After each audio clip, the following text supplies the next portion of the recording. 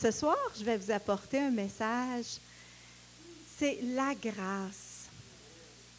Il y en a qui vont dire, oh oui, on le sait, c'est quoi la grâce? On en a tellement entendu parler. Mais ce soir, le mercredi soir, c'est un soir d'études, donc, mais c'est un soir aussi où on va prendre un temps de réflexion, un temps de réflexion face à nous-mêmes.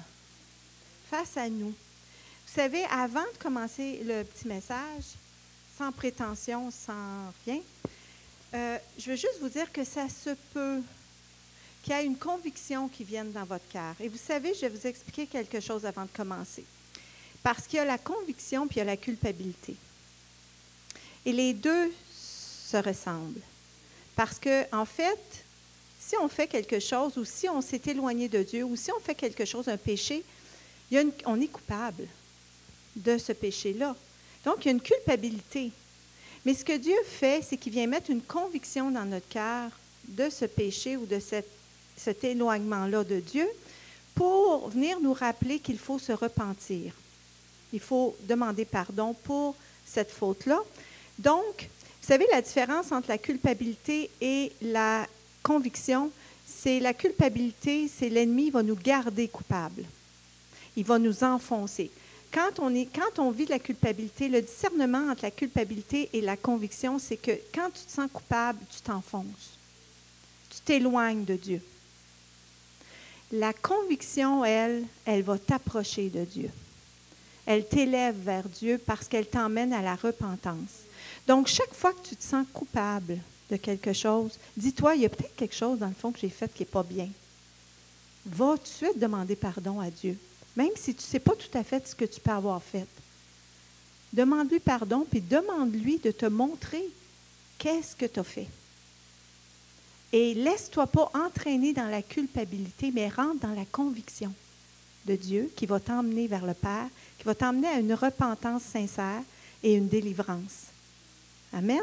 Donc, ça se peut que vous ayez peut-être ce petit sentiment-là qui va venir dans votre cœur, mais si ça vient, premièrement, ne regardez pas les voisins. Ne pensez pas à votre père, votre mère, votre frère, votre soeur, votre mari, votre femme, vos amis. Regardez-vous en premier. Moi-même, en vous le disant, ce message-là, je me regarde moi-même aussi. Donc, ça se peut même que le Seigneur vienne me mettre une conviction dans mon cœur. Et je vais m'arranger, moi, avec le Seigneur pour lui demander pardon. Mais regardons-nous à travers ce message-là pour que le Seigneur fasse une œuvre encore plus grande, qu'on avance ce soir avec le Seigneur encore. Donc, premièrement, ce que je vais vous dire, c'est ce que la grâce, elle n'est pas, avant de vous dire ce qu'elle est. La grâce, elle n'est pas un moyen pour excuser notre péché ou pour cacher notre désobéissance. La grâce, elle n'est pas une justification pour notre vie charnelle. La grâce, elle ne se mérite pas. Elle est gratuite. Beaucoup de chrétiens ont mis tout l'accent sur la bonté de Dieu et ont négligé sa sainteté et sa justice, ce qui a pour but de nous faire perdre toute la saveur de la personnalité complète de Dieu. Dieu est bon, mais Dieu est justice aussi. Nous devons être équilibrés pour percevoir toute la grandeur de Dieu. Dans Romains 11, 22, on peut lire ceci. Considère donc la bonté et la sévérité de Dieu. Sévérité envers ceux qui sont tombés et bonté de Dieu envers toi, si tu demeures dans cette bonté. Autrement, toi aussi, tu seras retranché. Tu vas être coupé. Ça veut dire que quand on appartient à Dieu, en principe, on est censé connaître sa bonté et non sa sévérité. Mais si tu désobéis à Dieu, ça se peut, même si tu es sauvé, que tu reviennes dans sa sévérité. Et non, sa sévérité, ce n'est pas la sévérité des hommes en passant. Hein? Sa sévérité, c'est sa sévérité qui est juste et bonne pour toi. Parce que Dieu, c'est un Dieu d'amour.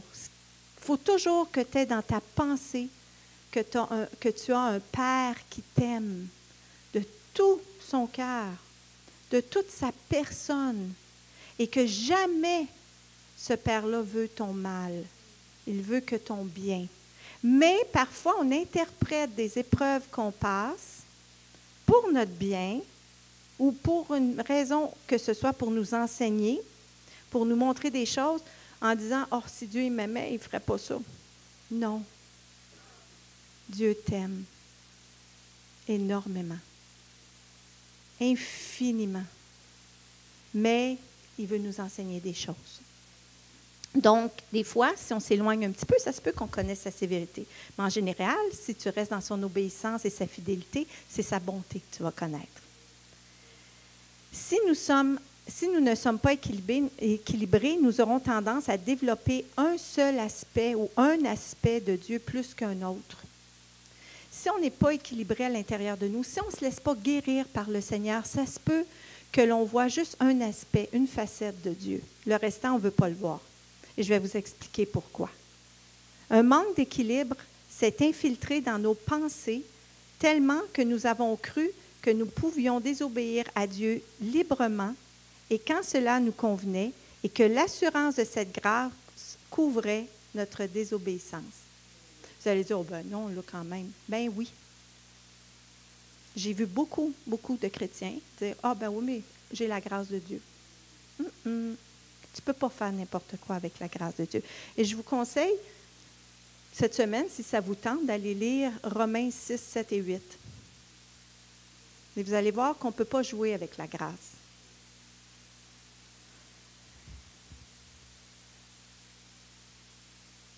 Après tout, Dieu nous aime et comprend combien nous sommes occupés. Et il veut que nous soyons heureux à tout prix. Vrai?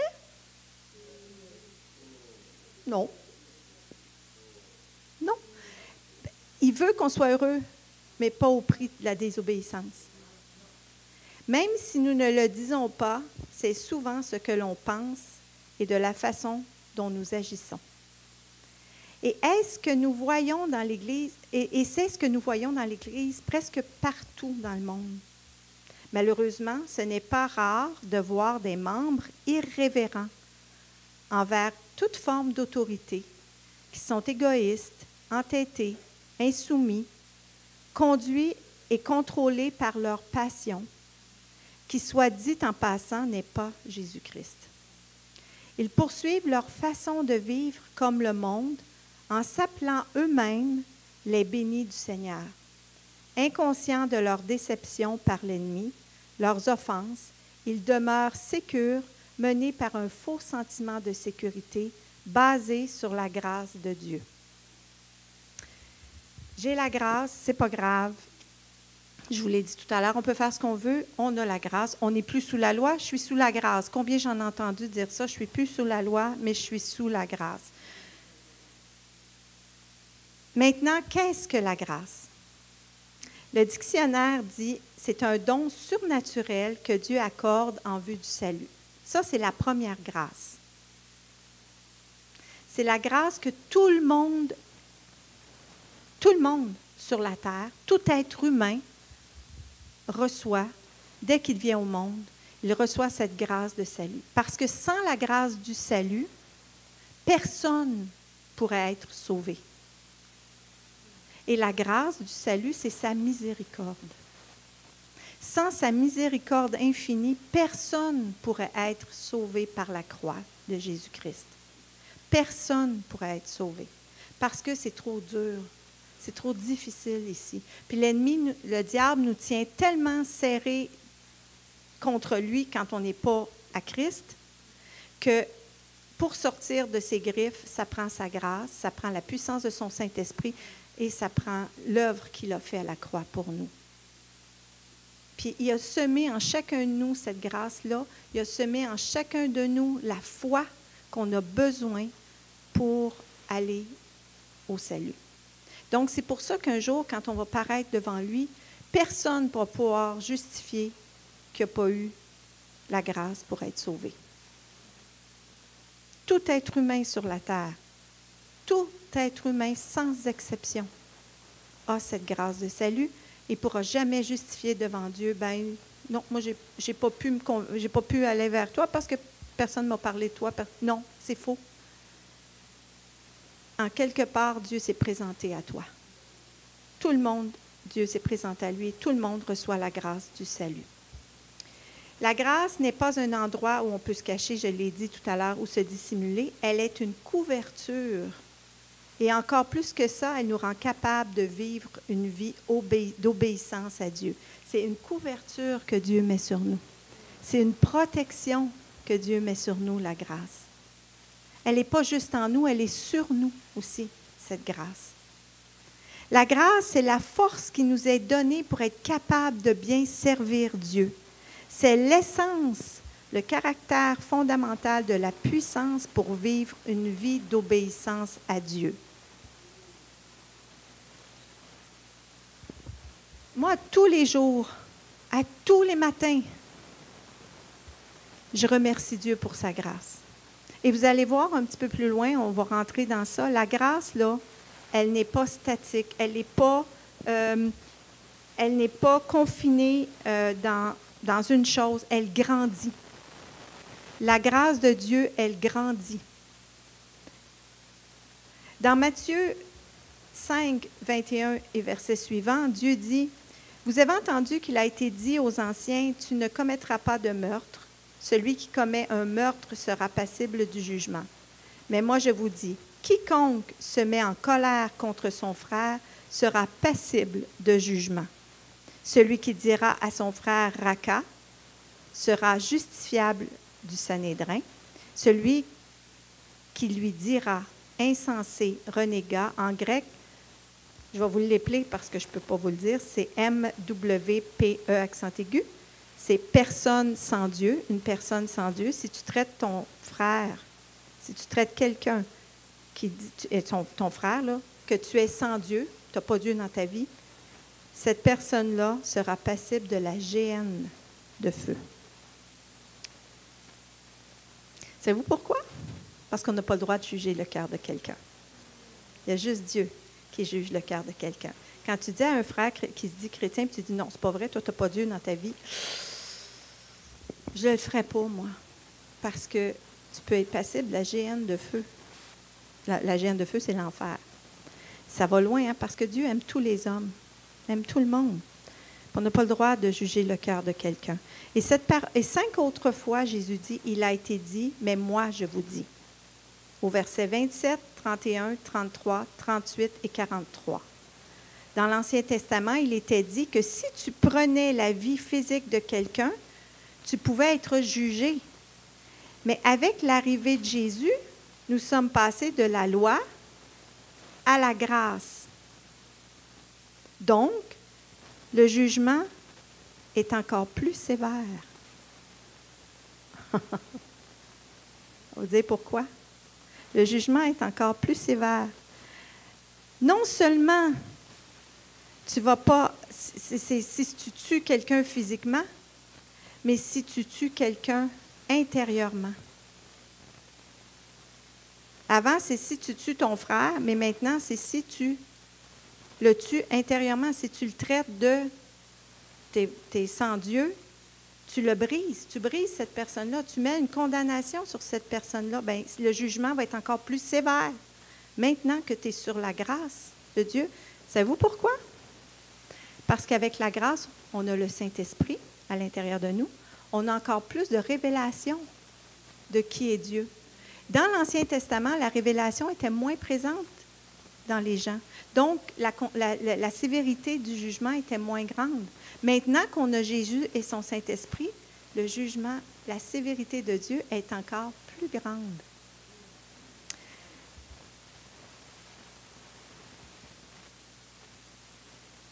Pourquoi? C'est ça que je viens de vous dire. Parce que la grâce n'efface pas la loi. La grâce est la parfaite. Elle est devenue loi d'amour. Je l'ai déjà dit ici, que ce qui a été aboli, c'est la loi sacrificielle. On n'a plus besoin de faire de sacrifice quand on commet un péché. On va à Jésus directement, quand on est sauvé, on va directement à Jésus et Jésus nous pardonne notre péché. On n'a plus besoin de faire de sacrifice. Il est notre sacrifice vivant. Parce qu'il n'est plus sur la croix, il est vivant aujourd'hui, par son esprit en nous. Donc, on est libéré de cette loi-là. Mais on n'a pas été libéré de la loi de Dieu, des 10 commandements. Parce que c'est tout, si vous les lisez toutes dans l'Ancien Testament, les lois que Dieu a données, ce sont des lois d'amour, des lois pour aimer notre prochain. Et ça, on n'en est pas exempt aujourd'hui. Au contraire, la loi de l'amour est encore plus présente parce qu'on a sa grâce. Et sa grâce et sa miséricorde.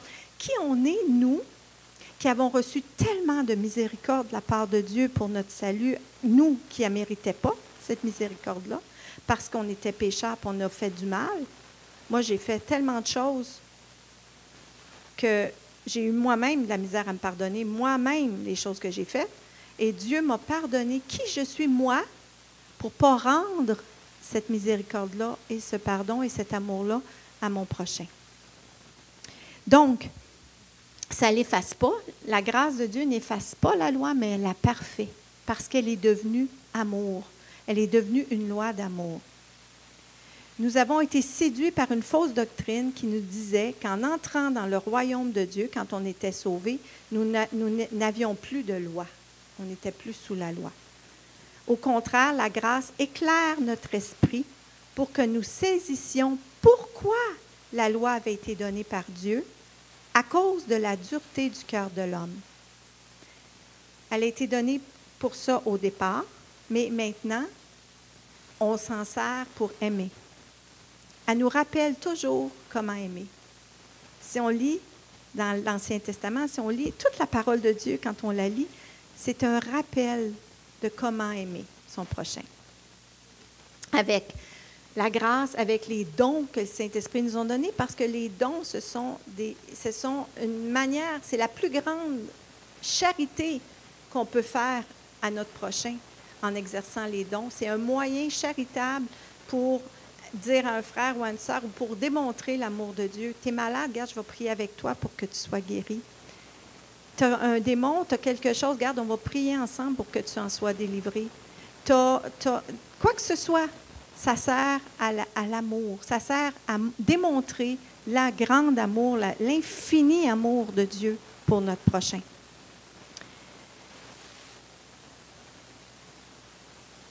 Dans Tite 2, 11 et 12, la grâce de Dieu, source de salut pour tous les hommes, a été manifestée. Elle nous enseigne à renoncer à l'impiété, au désir de ce monde et à vivre dans le siècle présent d'une manière sensée, juste et pieuse. La grâce, avec le Saint-Esprit, fait remonter à l'intérieur de nous nos petits manquements, nos fautes, nos péchés, nos défauts, ce qui reste à purifier dans notre âme pour qu'on puisse changer. Ce qui est dans nos pensées, qui est encore là, qui doit être changé. Cette grâce-là nous aide, nous donne la force d'accueillir des fois la réprimande de Dieu, des fois le conseil du Seigneur à travers un frère, une sœur ou à travers directement le Seigneur. Comme je vous disais tout à l'heure, vous pouvez lire Romains 6, 7 et 8. Ça va vraiment vous aider à comprendre la grandeur de la grâce et à quoi ça sert vraiment. Ce n'est pas tous ceux qui se disent sauvés par grâce qui le sont, qui se disent sauvés par grâce qui le sont. Un vrai croyant ne se voit pas à ce qu'il dit, mais par ses fruits d'obéissance. Dans Matthieu 7, 20, 21, nous pouvons lire ceci. C'est donc à leurs fruits que vous les reconnaîtrez. Quiconque me dit Seigneur, Seigneur, n'entrera pas forcément dans le royaume des cieux, mais celui-là seul qui fait la volonté de mon Père qui est dans les cieux. En nos mots d'aujourd'hui, on pourrait dire, vous ne pourrez pas reconnaître qui croit ou ne croit pas en moi par ce qu'il dit, nécessairement, parce qu'il peut dire des belles paroles, mais par leur soumission à la volonté de mon Père. Ce n'est pas tout le monde qui dit « Je suis chrétien, Jésus est mon Seigneur », qui lui sera accordé d'entrer au ciel, mais seulement ceux qui obéissent à la volonté de mon Père. Ensuite, Jésus dit au verset 22-23, Beaucoup me diront en ce jour-là, Seigneur, Seigneur, n'est-ce pas en ton nom que nous avons prophétisé, en ton nom que nous avons chassé les démons, en ton nom que nous avons fait beaucoup de miracles. Alors je leur déclarerai, je ne vous ai jamais connu, retirez-vous de moi, vous qui commettez l'iniquité, l'injustice. En nos mots d'aujourd'hui, on pourrait dire, un grand nombre de personnes confessent que je suis leur Seigneur et qui font la prière du salut. Plusieurs d'entre eux se considèrent charismatiques, pentecôtistes, interconfessionnels, ou même ceux qui font des miracles et chassent des démons en mon nom vont être en état de choc lorsqu'ils vont réaliser leurs vraies conditions ce jour-là. Ils espèrent une entrée dans le royaume du ciel et tout ce qu'ils vont m'entendre leur dire, c'est « Retire-moi, toi de moi, toi qui as vécu une vie de désobéissance à la volonté de mon Père. » C'est ce que ça veut dire. Ce ne sont pas mes paroles, mais celles du Seigneur. Personne ne peut faire des miracles ou chasser des démons au nom de Jésus sans d'abord avoir été sauvé. On est d'accord? Dans Actes 19, 13 et 16, on voit les 7 fils de Sceva qui étaient les exorcistes juifs ambulants et qui ont essayé de chasser des démons au nom de Jésus, celui de Paul que Paul prêchait. Le démon leur dit, « Jésus, je le connais. Paul, je sais c'est qui. Mais vous, je ne vous connais pas. » Et l'Esprit s'est jeté sur eux. Ils sont partis de la maison nus et blessés. Tous ceux qui ont fait des merveilles au nom de Jésus ont dû être sauvés quelque part.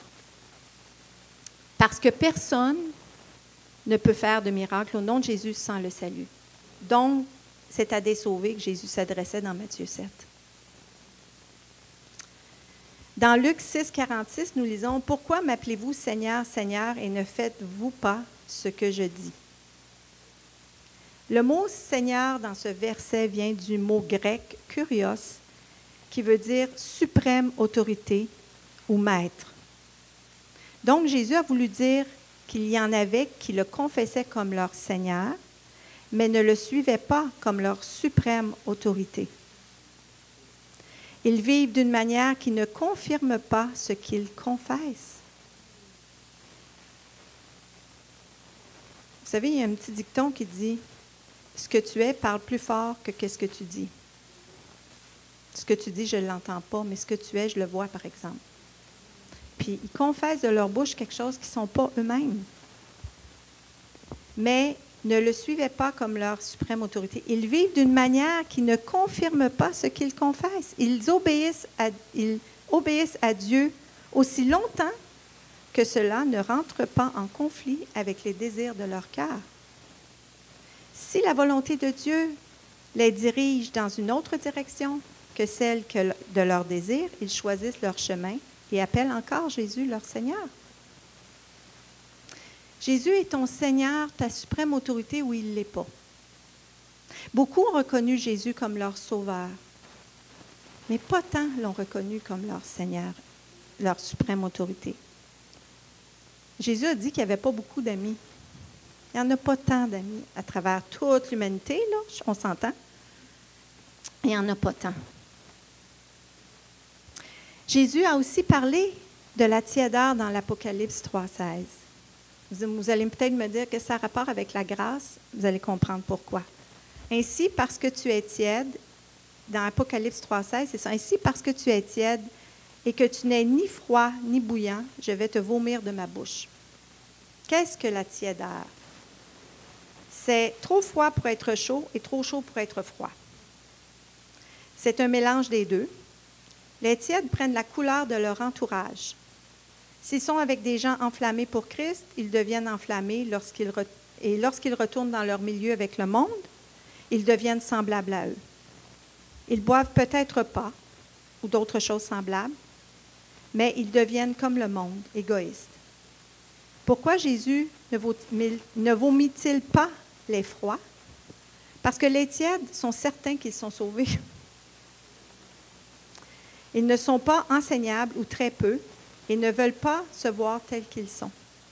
Tandis que les froids ne savent pas qu'ils sont perdus. Ils ont encore une chance de le savoir. Les bouillants, eux, ont déjà la vie éternelle. Donc, les froids, eux autres, ils ne se disent pas chrétiens, là. Ils ne se disent pas les autres ne sont pas sauvés, c'est les pas sauvés, ça, les froids.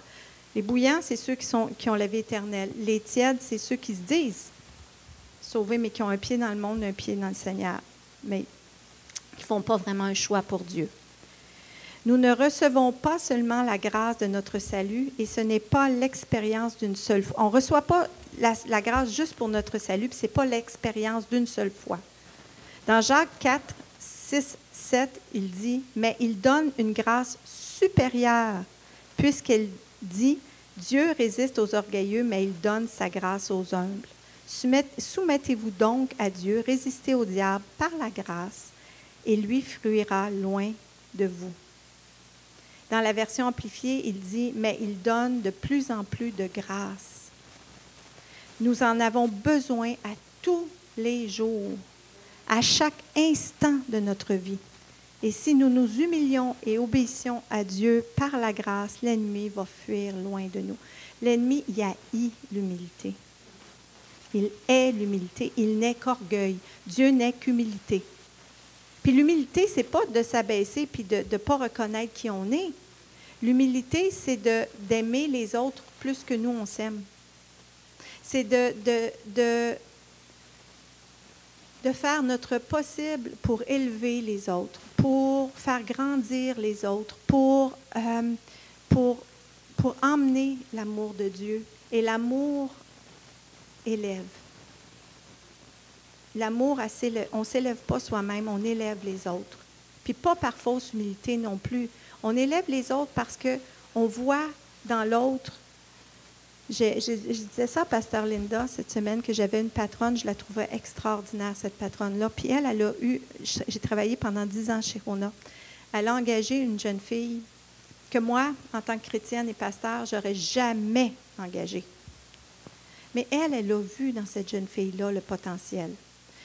Cette jeune fille-là, nous, normalement, une caissière, ça prend 2 semaines de la former. Elle, ça a pris 3 à 6 mois pour la former.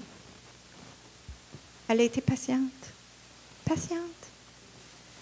Moi, j'ai travaillé à peu près une dizaine d'années avec cette jeune fille-là. Aujourd'hui, cette jeune fille-là, elle est mariée. Elle a un enfant. Elle est complètement transformée. Pourquoi?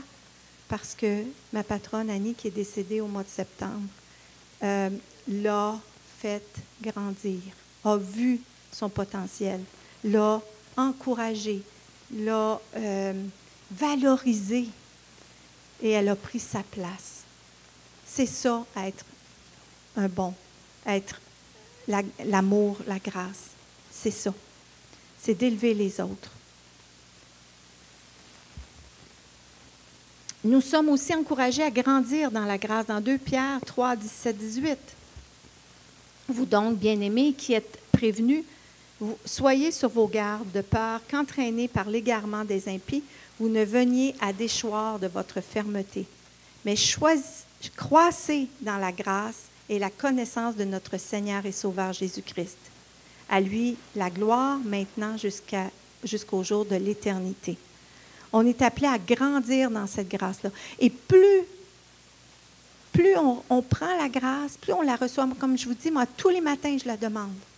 Je demande la grâce de Dieu. Des fois, ce n'est pas facile. Oh, je mets un pied en bas du lit, là, puis c'est difficile. Mais là, je dis merci, Seigneur, parce que je sais que j'ai ta grâce. Je le sais que j'ai ta grâce.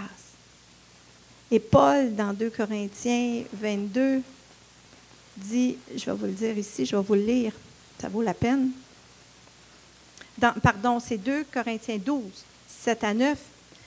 Paul a eu une écharpe dans sa chair. Puis, il criait à Dieu. Il a crié 3 fois au Seigneur de lui enlever cette écharpe-là. Parce qu'il faut voir le contexte, c'est que Paul a eu une grâce incroyable d'aller voir. Il a vu Dieu. Il est allé au 7e ciel, il a vu Dieu. Et pour ne pas s'enorgueillir, Dieu a permis qu'il y ait un ange qui vienne l'attaquer. Un ange qui est venu l'attaquer. Puis ça a fait une écharpe dans sa chair. Et il a demandé par 3 fois à Dieu d'en être libéré.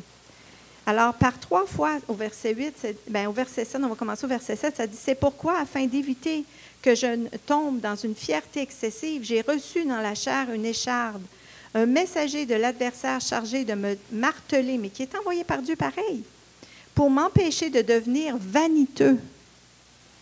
Par 3 fois, j'ai imploré le Seigneur de me délivrer de cette chose, mais il n'a pas répondu. Il m'a répondu, « Ma grâce te suffit, car ma puissance s'accomplit dans la faiblesse. » Je suis donc très heureux de me vanter de mes faiblesses afin que la puissance du Messie repose sur moi. Voyez-vous, le Seigneur, là, il n'y a que faire de notre petite personne en tant que notre personne charnelle. Il veut notre esprit, notre vie. Il veut nous avoir pour l'éternité dans son ciel avec lui. Il va tout faire pour nous garder. C'est un Dieu jaloux. Ça le dit dans l'Ancien Testament, dans un des psaumes, ça le dit, c'est un Dieu jaloux. Il ne veut pas que personne nous possède. Il ne veut pas que le diable ait notre vie. Assez qu'il a donné son Fils Jésus-Christ sur la croix pour venir nous racheter de tous nos péchés. Je ne sais pas si tu le savais, mais sur la croix, là, tu étais là avec Jésus. Toute l'humanité était sur la croix avec Jésus. Jésus te portait, il portait ton péché sur cette croix-là. Il s'est fait pécher pour que toi et moi, on en soit rachetés. C'est ça, il s'est fait justice pour nous, pour que nous, on n'ait pas à payer ce prix-là. C'était impossible pour nous d'être rachetés. C'était impossible pour nous de retourner au Père à cause d'Adam. Adam et Ève ont péché, ont pris leur droit acquis de Dieu, ils l'ont donné au diable en prenant le fruit défendu. Jésus, quand il est mort puis est allé en enfer, il est allé rechercher notre droit. C'est ça qu'il est allé faire quand il est descendu aux enfers. Il est allé rechercher notre droit que le diable avait pris. Et lui, il est devenu notre nouvel Adam. Adam aurait dû, parce que je ne sais pas si vous l'avez déjà vu, ce petit mot-là à côté dans Genèse, quand Ève, le diable la tentait, que Adam était juste à côté d'elle. C'est bien écrit que Adam était juste à côté d'elle. Adam aurait dû protéger sa femme, aurait dû l'empêcher, puis aurait dû dire tout de suite au diable, non. Dieu a dit, tu ne toucheras pas à ce fruit-là. Puis dire à sa femme, non, on n'y touche pas. Puis protéger sa femme contre le diable, il ne l'a pas fait. Jésus, lui, il est notre nouvel Adam. Nous, on est la représentation d'Ève. Et Jésus a été le bon Adam. Il nous a protégés. Il est venu nous racheter. Ce que Adam n'a pas fait pour qu'on ait la vie éternelle, le premier Adam, qu'on garde notre vie éternelle, Jésus l'a fait. Il l'a fait pour nous. Il nous a rachetés des mains du diable. Il a dit, là, tu as fini de jouer avec mes enfants, tu as fini de jouer avec mes frères et mes sœurs, tu as fini de jouer avec l'humanité. Maintenant, l'humanité m'appartient. C'est à nous de décider. C'est plus, le diable n'a même plus d'autorité sur nous. C'est à nous à décider notre camp, quel camp on choisit. Donc, j'achève.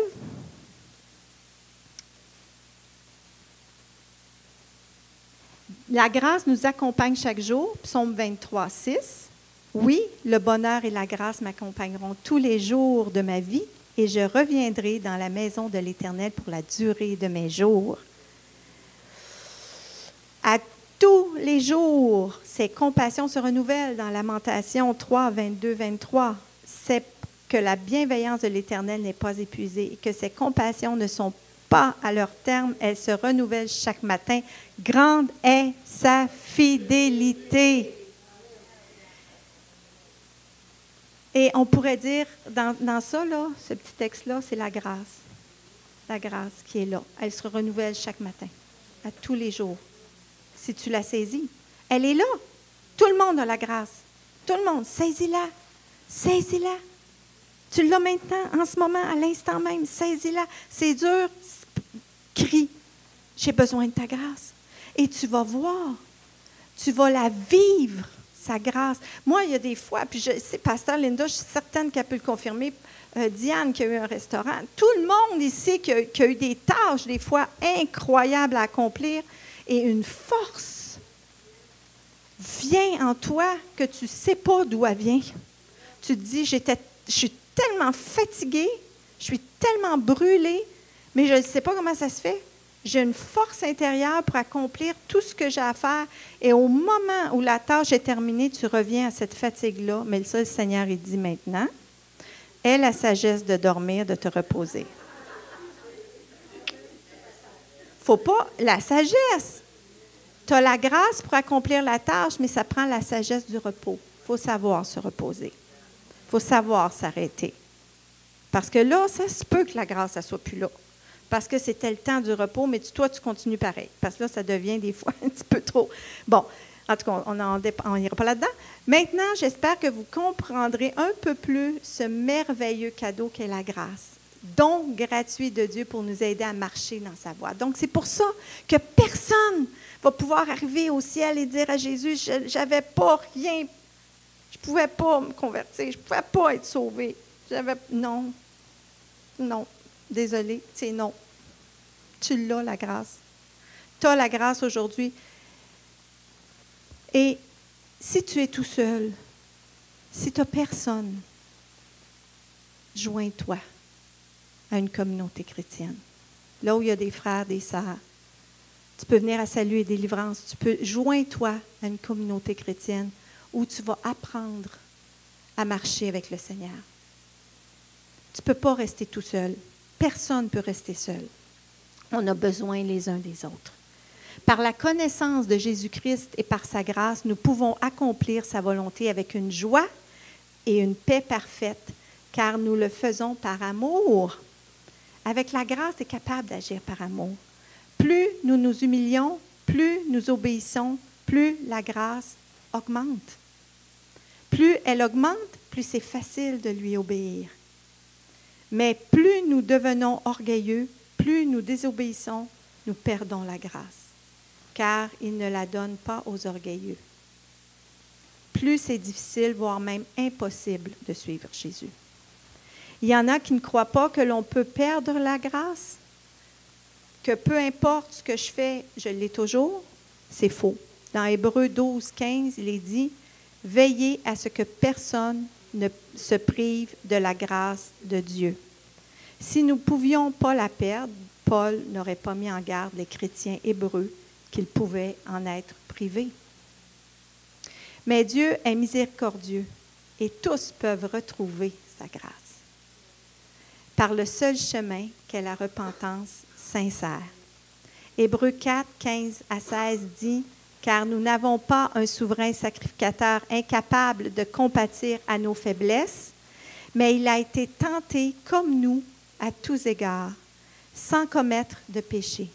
Approchons-nous donc avec assurance du trône de la grâce, afin d'obtenir miséricorde et de trouver grâce en vue d'un secours opportun. » Il n'est jamais trop tard. Tant que tu vas avoir les pieds sur la terre, tant que tu vas avoir les deux pieds sur la terre, il n'est pas trop tard à crier vers lui. Fait que si ce soir, on va faire une petite prière ensemble, mais si ce soir, tu n'as pas encore donné ta vie à Jésus, si ce soir, tu n'as pas encore pris cette grâce que Dieu te donne pour lui dire oui, bien, fais-le ce soir.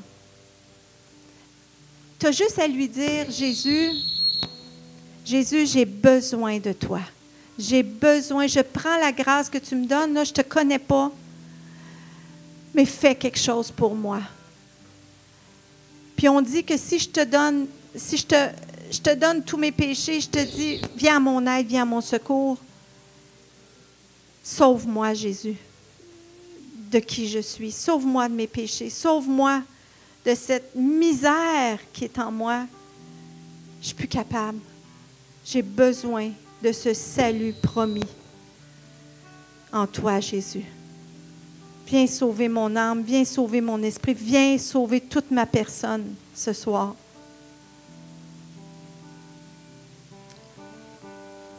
Je Je te demande pardon, Jésus, pour tout ce que j'ai pu faire, dire,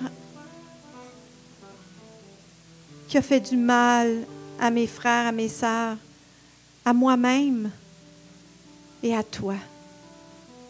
Je te demande pardon. Par ta grâce, par ta croix, tu effaces tous les péchés. Et aujourd'hui, je peux commencer une vie nouvelle en toi. Mais approche-toi de Dieu à travers, comme je disais tout à l'heure, une communauté. Tu peux écrire, si tu vois cette vidéo-là, tu peux écrire « J'ai besoin d'aide ». Puis il y en a qui vont te répondre. Pasteur Linda va te répondre. Quelqu'un de la communauté va te répondre. Et joins-toi à quelqu'un. Reste pas tout seul. Tu as besoin de grandir avec une communauté chrétienne qui vont t'aider à apprendre à vivre dans cette vie abondante en Jésus. Maintenant, on va faire une prière pour peut-être si on a fait quoi que ce soit pour que le Seigneur, on a peut-être perdu cette grâce-là, on a peut-être, peu importe la raison, on va faire une prière ensemble. Si vous voulez baisser votre tête, fermer vos yeux. Vous pouvez la dire dans votre cœur. Moi, je vais la dire, mais appropriez-vous cette prière-là. Recevez-la, cette prière-là. Père, au nom de Jésus, merci pour la vérité de ta parole. Je reçois ta sagesse dans mon cœur. Ne permets pas que je comprenne seulement ton message, mais rends-moi capable de vivre l'appel de ma vie. Sous ta grâce, je m'humilie et je permets à Jésus-Christ d'être plus que mon Sauveur, mais d'être mon Seigneur, mon Maître suprême. Que je puisse saisir ta grâce pour vivre une vie d'obéissance. Par cette grâce, que je puisse t'aimer, te craindre et te servir plus parfaitement encore. Que seule ta volonté soit faite dans ma vie, non la mienne ou toute autre volonté. Garde-moi fort ou forte pour que je sois sans reproche lorsque je me tiendrai devant toi. Glorifie ton nom dans ma vie, dans ma famille, dans mon Église. Merci Seigneur pour ta fidélité. Amen. Gloire à Dieu. N'est-il pas magnifique notre Seigneur? Approchons-nous maintenant de son trône de grâce et recevons ce qu'il a pour nous. Si nous avons perdu sa grâce, humilions-nous et soumettons-nous à lui et retrouvons la grâce. Et pour ceux qui le suivent déjà, vivons-lui en demandant encore plus de grâce. Amen. Amen. Soyez bénis abondamment.